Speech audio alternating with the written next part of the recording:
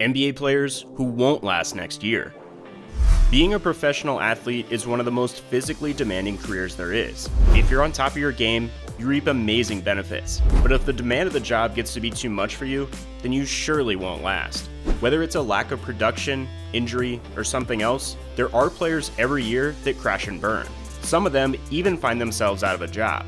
So, who are the NBA players who won't last next year? Marc Gasol. One of two brothers to play in the NBA, Marc Gasol has had a lot to be proud of. A stellar career, a championship with the Toronto Raptors, Gasol will go down in history as one of the league's great big men. But will he last much longer in the NBA? Having played 12 seasons in the NBA isn't all that much for many players. But you have to remember, big men like Gasol age differently from their smaller counterparts. All the other fellow big men Gasol has had to match up with over the years takes a toll on his body. Fighting under the hoop on offense and defense, Gasol's body has taken 12 seasons of beatings, and he's not one to shy away from a tough matchup. Gasol makes it tough for anybody on the court, no matter their size. And the game has been moving away from traditional big guys. To Gasol's credit, he has adapted quite well. His outside game has improved over the years. Gasol's happy to shoot the three ball. Granted, his feet lift about half an inch off the ground when he shoots it, but hey, it goes in 38% of the time.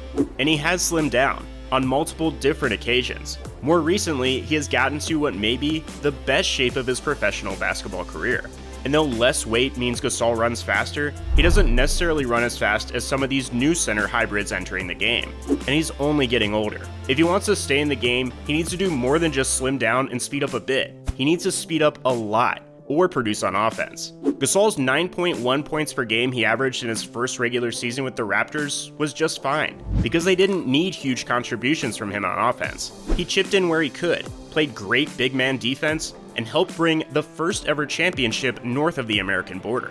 But with Kawhi Leonard now gone, Toronto needs a lot more from all of its players in order to return to that level of greatness. Gasol would need to do more. The very next season, his point average dropped, and that looks to be a trend that will continue. Can he continue to contribute on that young and fast Toronto team? Could he contribute to another team? Or is Gasol going to have a tough time sticking around in this new NBA landscape? Derrick Rose. Once referred to as the Windy City Assassin, Derrick Rose now looks more like the Motor City victim of the Windy City Assassin.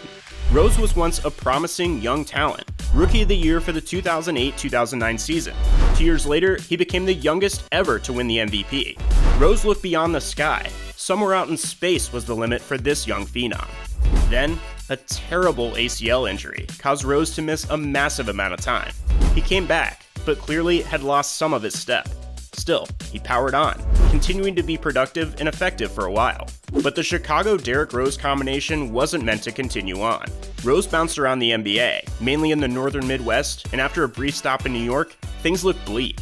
A period of time with the Timberwolves saw Rose having a bit of a resurgence. Perhaps his former cold locations weren't cold enough, and Minnesota was the trick to restoring his greatness. The former All-Star MVP had accepted a new role off the bench. Rose eventually moved on to Detroit to play a similar role, and though effective, it hasn't been looking so great. The team performed below the hopes and expectations of fans and team personnel.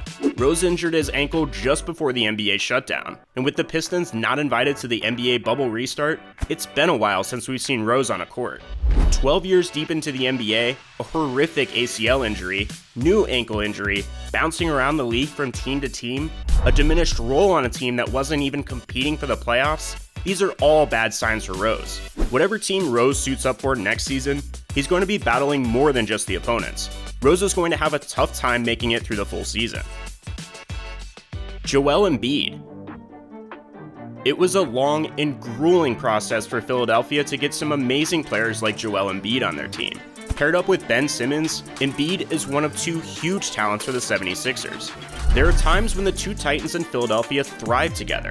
Just as often, there are times when the two have difficulty coexisting. Philly has given the world proof that having two All-Stars on your team doesn't always spell out success. The stars have to be able to play well together, and Embiid and Simmons have not proven that their games mesh well. Philly has struggled to have success that is equal to their star power. Is it the coaching? Should Brett Brown be able to get more out of these players? Well, Philly was tired of asking that question and sent Coach Brown packing. No one can ever know for sure if Philly's shortcomings were coach-based or player-based, but with a new coach coming to town, if the Sixers are struggling yet again, people are going to look at Embiid and Simmons even more critically. And here lies the challenge for Embiid, a star that, when fully engaged, can dominate. But Embiid seems to lack that ability to exert full effort night in and night out, and he and Simmons, along with their supporting cast, have styles that just don't complement each other. And to top it all off, Embiid is injury prone. This following season is going to be tough, no matter who the Sixers land for a coach. They can get the coach most clever behind a clipboard. They can get Phil Jackson's mind from the 90s implanted into a younger coach's head. It won't matter. Embiid and Simmons' game won't work together, and they will begin to feel the pressure. The injury-prone Embiid will need to exert himself more in order to prove he's not a problem, and this spells out trouble. What will be expected of him next year might just be too much. The wear and tear that will come with needing to match those expectations may prove costly. Embiid can have a bright future in the NBA, but not likely in his current situation. Something will have to change, or he'll have trouble lasting through the seasons. PJ Tucker. Professional basketball player and sneaker collector PJ Tucker is one of the toughest and hardest working players in the NBA. Tucker isn't your typical player who came out of college and started making his millions in the pros. He did get drafted by the Raptors, but had some back and forth between the Pro League and the D League. Tucker was later waived by Toronto and couldn't land a spot on an NBA team, so he flew across the pond and began his illustrious international career. Tucker played in Israel, Ukraine, Greece, Italy, and Germany.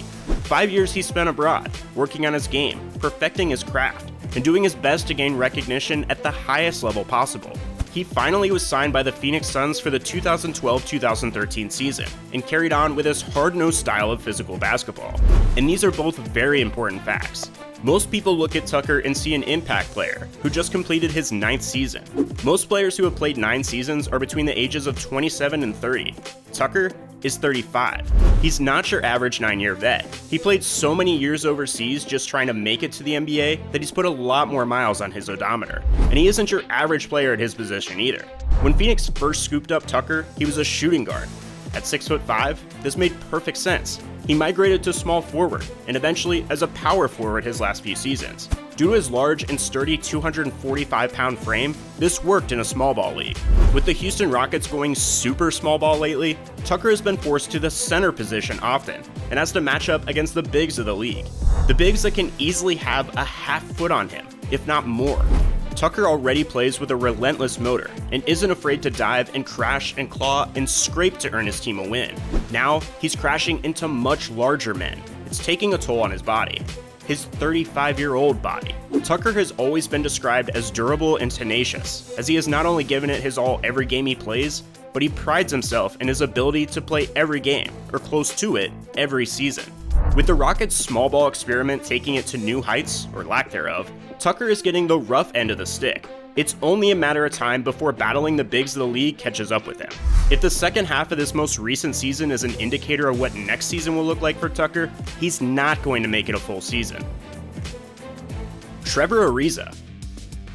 The well-traveled Trevor Ariza has been an important piece to many different franchises. And when we say well-traveled, we mean take a look at this guy's frequent flyer miles. He's played for 9 different teams in the NBA. 2 of them he's played for on 2 separate occasions.